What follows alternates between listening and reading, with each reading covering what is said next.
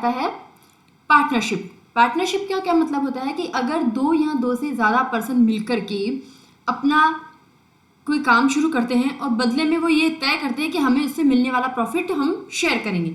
मतलब एक ऐसा रिलेशनशिप टू या मोर पीपल्स के बीच में जो प्रॉफिट शेयर करने के लिए एग्री हुए हैं और बिजनेस स्टार्ट कर रहे हैं, तो वहाँ पर उसको हम क्या बोलेंगे, पार्टनरशिप बोलेंगे। पार्टनरशिप में को ऑनरशिप होती है, एक से ज़्यादा पीपल उसमें इन्वॉल्व होते हैं, या फिर रिलेशनशिप होती है टू और मोर पीपल के बीच में agree to share profit of the business. Partnership में ये होता है कि इनको क्या बोलते हैं, कलेक्टिवली हम पार्टनर्स बोलते हैं। ये सब अपने अपनी तरफ से जो भी उनका इन्वेस्टमेंट बनता है वो उसको करते हैं और उसको चलाते हैं, काम का बंटवारा अपने हिसाब से कर लेते हैं। जो सारी चीज़ें होती है वो एक एग्रीमेंट के थ्रू होती है। उस एग्रीमेंट में वो ये क्लियर लिख के रखते हैं कि कौन कितनी कैपिटल लेकर के आएगा, किसको प्रॉफिट में क्या हिस्सेदारी दी जाएगी। ये एक रिटर्न भी हो सकता है या वर्बल भी हो सकता है। तो ये जो एग्रीमेंट उनके बीच में आपस में हो रहा है उसको हम क्या बोलते हैं, पार्टनरशिप डीड। वो जो एग्रीमेंट है उसको बोला जाता है पार्टनरशिप डीड। ये वर्बल भी हो सकता है और रिटर्न भी हो सकता है। टाइटल डीड में बी रजिस्टर्ड इन इंडिया। ये बोला गया कि कंपलसरी तो नहीं है, लेकिन इंडिया के अंदर पार्टनरशिप एक्ट के अंदर इसको रजिस्टर करवाया जा सकता है। रजिस्टर करवा लो तो ज़्यादा अच्छा है, उसका एक लीगल फॉर्म हो जाता है, तो वहाँ पर फिर कन्फ्लिक्ट्स के जो चांसेस है वो कम हो जाते हैं। इसके कुछ फीचर्स दिए गए हैं, जैसे कि एग्रीमेंट मैक्स पॉसिबल को ownership of business, do not share a common ancestry of a family. जो लोग अलग अलग रास्ते के हैं, एक फैमिली के मेंबर नहीं है और अपने आकर के को ऑनरशिप में बिजनेस कर रहे हैं, तो उनके बीच में एक एग्रीमेंट होता है। ये एग्रीमेंट उनमें हर चीज़ को क्लियर करके चलता है, तो वहाँ पे कन्फ्लिक्ट के चांसेस कम हो जाते हैं। तो एग्रीमेंट रखना एक मेरिट है इसका। टू और मोर पर्सन होते हैं, ये भी एक फायदा है, क्योंकि अकेला पर्सन फंड्स नहीं लगा पाता, तो वहाँ पर एक से ज़्यादा जो पर्सन होते हैं वो अपना फंड लेकर के आते हैं, तो यहाँ पर इसको ये बेनिफिट मिलता है। और साथ में ये चीज़ और है कि पार्टनरशिप के अंदर कोई कंपनी भी पार्टनर बन सकती है। सिर्फ इंडिविजुअल का ही पार्टनर होना जरूरी नहीं है। पार्टनर कौन बन सकता है, इंडिविजुअल भी बन सकता है, इंडिविजुअल पार्टनर बन सकता है, और कोई कंपनी अगर है वो भी किसी फर्म के अंदर पार्टनर बन सकती है। तो यहाँ पे इसके ये दोनों ही बेनिफिट्स है। लेकिन लिमिटेशन ये है कि जो नंबर ऑफ पार्टनर्स है उसके ऊपर लिमिट लगाई हुई है। नंबर ऑफ पार्टनर्स के ऊपर लिमिट लगाई हुई है। ये ऐसे बोलते हैं कि नॉर्मली नंबर ऑफ जो पार्टनर्स है वो अगर बैंकिंग बिजनेस के लिए आप एक साथ हुए हो तो 10, और अगर अदर बिजनेस के लिए आपने पार्टनरशिप करी तो मैक्सिमम 20 पार्टनर्स हो सकते हैं। तो यहाँ पे ये बोल रहा है कि banking business must not have more than 10 partners. Banking के अंदर 10 बोले गए हैं और अदर बिजनेस के अंदर ये 20 को एक्सीड नहीं करनी चाहिए। तो यहाँ पे ये एक लिमिटेशन है कि नंबर ऑफ पर्सन्स की मैक्सिमम लिमिट डिसाइडेड है। प्रॉफिट शेयरिंग ये बेनिफिट है इसका, क्योंकि सब कुछ रिस्क भी वो शेयर करते हैं और प्रॉफिट भी शेयर करते हैं। और ये चीज़ें क्या होती है, agreement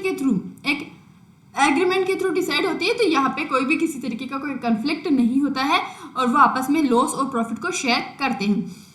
business object quite wide. Business का जो ऑब्जेक्ट होता है वो सोल प्रोप्राइटर के कंपैरिजन में वाइड होता है। और यहाँ पे वाइड से मतलब ये है कि जो बिजनेस है वो आप किसी भी सेक्टर का कर सकते हो, क्योंकि दो या दो से ज़्यादा लोग मिले, तो ये आपका प्रोफेशन भी हो सकता है, कोई मैन्युफैक्चरिंग प्रोसेस भी हो सकती है। तो यहाँ पे ये बोला गया है कि कोई भी ऑक्यूपेशन आप कर सकते हैं, वो आपका एरिया जो है वो बढ़ जाएगा। बिजनेस एक्टिविटी कोई भी आप कर सकते हो इसमें पार्टनरशिप के अंदर, क्योंकि इसका एरिया वाइड हो चुका है as compare to sole proprietorship. तो यहाँ पर आप सर्विस भी दे सकते हो और कोई प्रोडक्शन प्रोसेस भी कर सकते हो, whatever you want to do।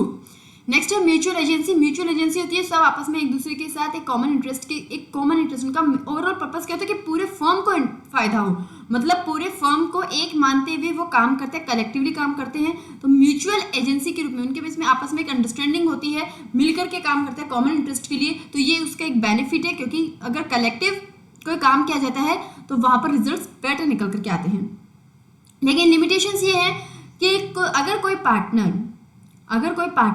कोई गलत काम करता है और फर्म का नाम यूज कर लेता है तो फर्म को उसका नुकसान होगा, या फिर वो फर्म के अंदर ही कुछ गलत कर लेता है तो बाकी पार्टनर्स को नुकसान होगा। तो ये एक इसकी लिमिटेशन है कि वहाँ पर अगर कोई मिसडीड हो जाती है, कोई गलत काम हो जाता है, गलत तरीके से पार्टनर्स के ऊपर इम्पैक्ट पड़ता है, तो वो इसका एक इफेक्ट है। क्योंकि अगर आप साथ में काम करें तो एक पर्सन की गलती को दूसरी पर्सन को भुगतना पड़ता है। Unlimited liability.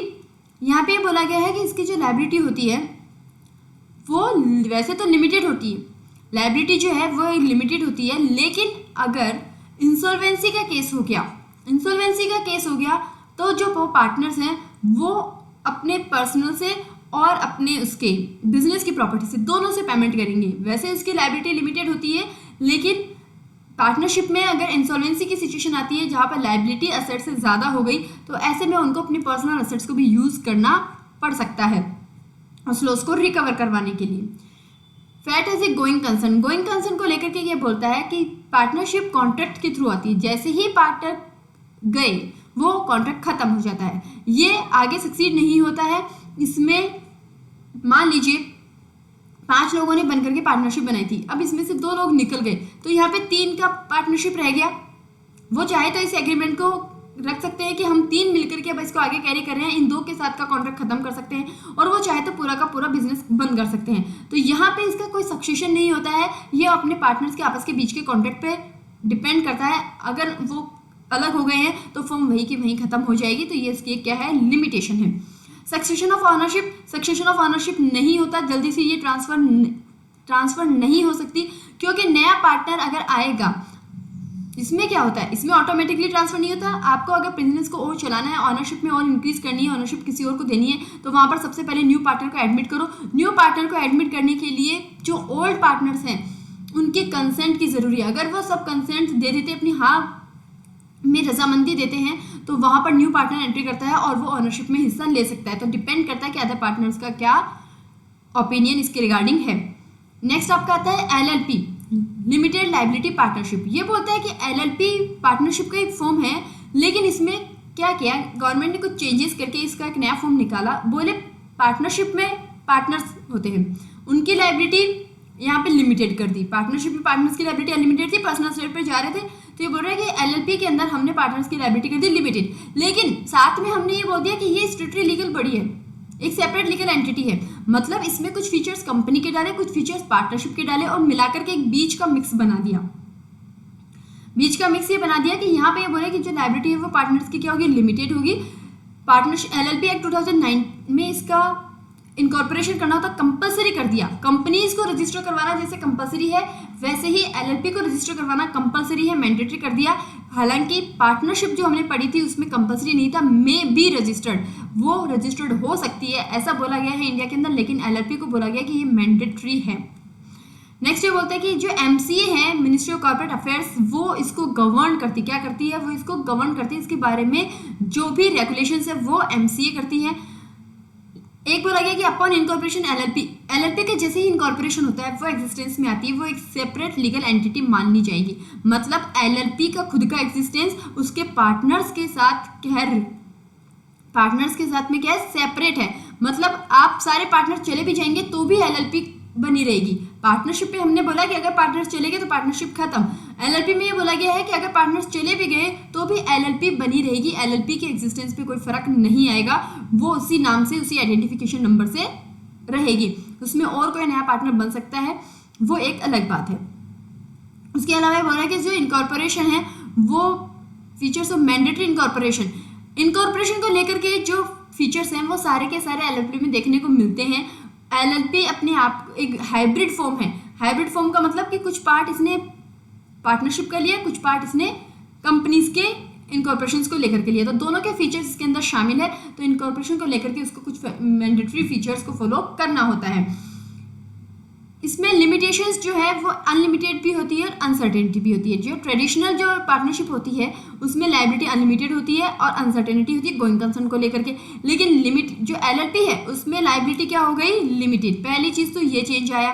दूसरा चीज़ ये कि गोइंग कंसर्न को लेकर के कोई अनसर्टेनिटी नहीं है, क्योंकि ये सेपरेट है। अगर सारे पार्टनर्स चले भी गए तो भी एलएलपी पे कोई इम्पैक्ट नहीं आएगा। इसका मतलब गोइंग कंसर्न को लेकर के भी कोई अनसर्टेनिटी यहाँ पर नहीं है।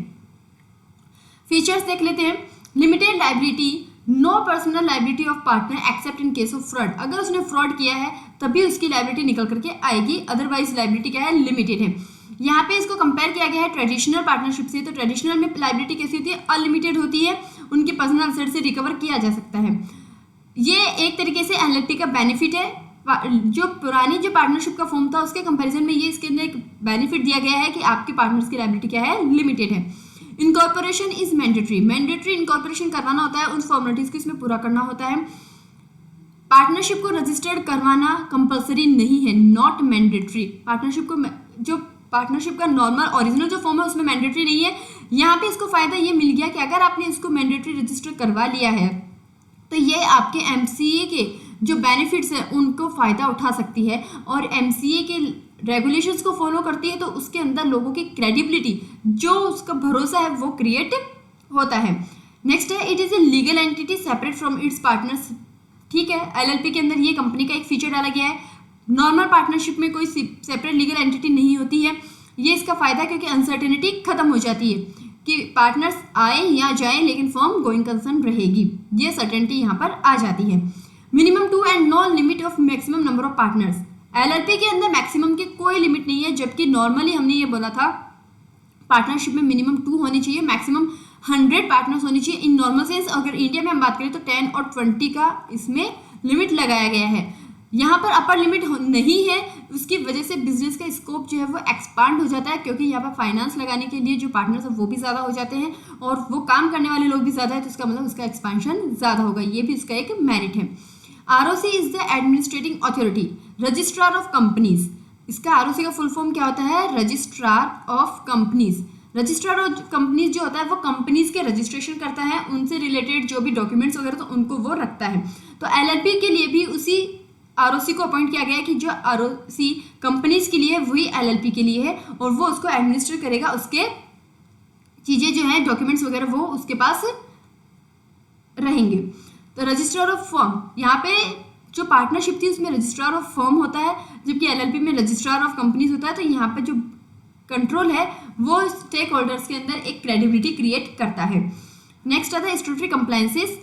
पार्टनरशिप के अंदर आपको कोई ज़्यादा कंप्लायंसेस फॉलो नहीं करनी होती, लेकिन इसके अंदर बहुत सारी कंप्लायंसेस होती है। जैसे जो डेजिग्नेटेड पार्टनर्स हैं उनको कुछ कंप्लायंसेस फॉलो करनी होती है, जैसे दिन आपको लेना होता है, उसके अलावा कुछ और भी चीज़ें होती हैं। तो यहाँ पर ये बोल रहा है कि ये इसकी एक लिमिटेशन है, क्योंकि यहाँ पे कंप्लायंसेस बढ़ गई है, एलएलपी पे कंप्लायंसेस बढ़ गई है पार्टनरशिप के कंपैरिजन में, तो यहाँ पर ये इसका क्या है, एक लिमिटेशन है।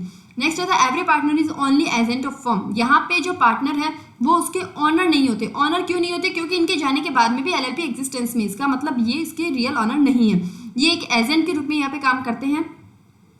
और जो नॉर्मल पार्टनरशिप है उसमें वो सारे इसके ऑनर होते हैं। यहाँ पे इसमें ये बोला गया है कि जो हर एक पार्टनर होता है वो फर्म का भी एजेंट होता है और अदर पार्टनर्स का भी, क्योंकि यहाँ पे लायबिलिटी क्या होती है? अनलिमिटेड। तो अनलिमिटेड लायबिलिटी होने के केस में ये बोला गया है कि वो फर्म के लिए भी एक एजेंट के रूप में काम करेंगे, और साथ ही साथ उनके अदर पार्टनर्स के ऊपर भी रिस्पॉन्सिबिलिटी बनती है, तो वो उनके भी एजेंट के रूप में काम करते हैं। एलएलपी में इसका बेनिफिट क्या निकल करके आया? एलएलपी में बोला कि एब्सेंस ऑफ म्यूचुअल एजेंसी, आपस में एक दूसरे की कोई म्यूचुअल एजेंसी नहीं है, तो वो एक दूसरे से क्या है, फ्री है, फ्रीडम है, बाध्य नहीं है, एक दूसरे के प्रति कोई रिस्पॉन्सिबिलिटी उनकी नहीं बनती है। तो एक तरीके से यहाँ पर उनकी रिस्पॉन्सिबिलिटीज में क्या हो गया है, बर्डन जो है डिक्रीज हो गया है। नेक्स्ट आपका आता है कंपनी। कंपनी क्या होती है? कंपनी एक ऐसा बॉडी कॉर्पोरेट होता है जो अपने मेंबर से सेपरेट होती है, उसमें जो भी मेंबर बनता है उसका ऑनर जो भी होता है वो उससे सेपरेट होती है।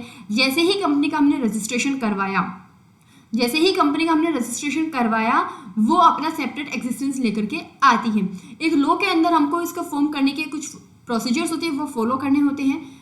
पहले ये था कि 2 या 2 से ज़्यादा लोग मिलकर के ही कंपनी बना सकते हैं। अब क्या कर दिया कि जो सिंगल पर्सन है वो भी कंपनी को फॉर्म कर सकता है। ओपीसी 1 पर्सन कंपनी के नाम से उसका इंट्रोडक्शन हुआ है। कंपनीज एक्ट 2013 जो नया एक्ट आया है उसके अंदर ओपीसी का जो कॉन्सेप्ट है वो भी डाल दिया गया है। ये बोलते हैं कि इनकॉर्पोरेशन आपको करना है, स्मॉल कंपनी हो या लार्ज स्केल कंपनी, उसके जो भी रूल्स हैं इनकॉर्पोरेशन के वो आपको फॉलो करने हैं। रूल्स जो है, अगर आपको इनकॉर्पोरेशन करवाना है तो आपको मेमोरेंडम ऑफ एसोसिएशन बनाना होगा, आर्टिकल्स ऑफ एसोसिएशन बनाना होगा, रजिस्ट्रार ऑफ कंपनीज जो है उसके पास ये सारी चीज़ें सबमिट करनी होगी, सब्सक्राइबर्स लाने होंगे, मेंबर्स अलग होंगे, बोर्ड ऑफ डायरेक्टर्स कौन होंगे, उसकी मीटिंग्स वगैरह को लेकर के भी कुछ फॉर्मेलिटीज़ है, कितने नंबर ऑफ मिनिमम कितने नंबर ऑफ मेंबर्स होने चाहिए, नंबर ऑफ डायरेक्टर्स कितने होने चाहिए, मीटिंग्स की क्या रिक्वायरमेंट्स है, ये सारे के सारे कंपनीज को फॉलो करने होते हैं। तो हम देखते हैं कि कंपनी के अंदर क्या क्या आता है। ये एक क्या होती है, एक बॉडी कॉर्पोरेट होती है, इसका इंडिपेंडेंट एग्जिस्टेंस होता है। इसके अलावा ये बोलते हैं कि ये एसोसिएशन होता है 2 और मोर पर्सन्स का, लेकिन अब ओपीसी का कॉन्सेप्ट आ गया 2013 के कंपनीज एक्ट में। यहाँ पे ये एक और बोलता है कि इनकॉर्पोरेशन आप स्मॉल लेवल की जो कंपनीज है उनका इनकॉर्पोरेशन भी करना आसान हो गया है, क्योंकि यहाँ पर भी इसके प्रोसीजर्स को क्या कर दिया गया है, लाइट कर दिया गया है या रिलैक्सेशन में दे दी गई है। डोरमेंट कंपनीज होती है, डोरमेंट कंपनीज वो होती हैं जो इस्टेब्लिश तो हो गई है, आज की डेट में रजिस्टर हो गई है, लेकिन किसी फ्यूचर में वो काम करेगी। आज उन्होंने अपना इनकॉर्पोरेशन करवाया है इस पर्पस के साथ में कि मैं नियर फ्यूचर में 2 साल 4 साल बाद अपना बिजनेस शुरू करूंगी, और आज वो मैं अपना रजिस्ट्रेशन कंपनी का करवा रही हूँ। तो ये जो कंपनी है जो आज के डेट में काम नहीं कर रही है लेकिन फ्यूचर में करेगी, तो उसे बोला जाता है डोरमेंट कंपनी।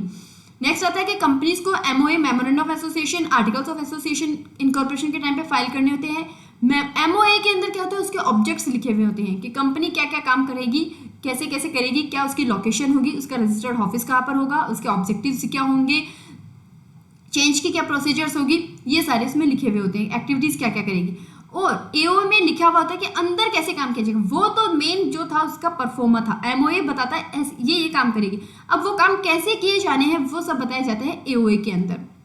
ये इंटरनल रेगुलेशंस के लिए एओए होता है, आर्टिकल्स ऑफ एसोसिएशन, ठीक है। और इसके अलावा ये बोलता है कि यहाँ पर कंपनी को अगर पैसे जुटाने होते हैं तो वो पब्लिक से पैसे कलेक्ट कर सकती है। यहाँ पे ये नहीं है कि जो इसके मेंबर्स है वही पैसे लगाएंगे, जो इसके ऑनर है वो पैसे लगाएंगे। ऑनर्स बाहर से भी पैसा पब्लिक से भी ले सकते हैं, उसके लिए उन्हें प्रॉस्पेक्टस इशू करना होता है। अगर कंपनी को लिस्टेड करवाया जा रहा है, अगर लिस्टेड कंपनीज है तो उसके लिए आपको सेबी के रेगुलेशंस फॉलो करने होंगे कंपनीज एक्ट के साथ साथ में, क्योंकि सेबी स्टॉक मार्केट को रेगुलेट करती है। स्टॉक मार्केट में जो कंपनियां लिस्टेड है वहां पर स्टॉक एक्सचेंज जो है वो काम करता है। तो यहाँ पे ये बोला गया कि ये सेबी और कंपनीज एक्ट दोनों के जो रेगुलेशंस है, प्रोविजंस उनको कंप्लाई करेगी। स्टैट्यूटरी ऑडिट करवाना ज़रूरी होता है, उसकी एक अलग प्रोसीजर है। स्टैट्यूटरी ऑडिट आपकी सेक्शन 139 में होती है, ऑडिट के अंदर आप पढ़ोगे।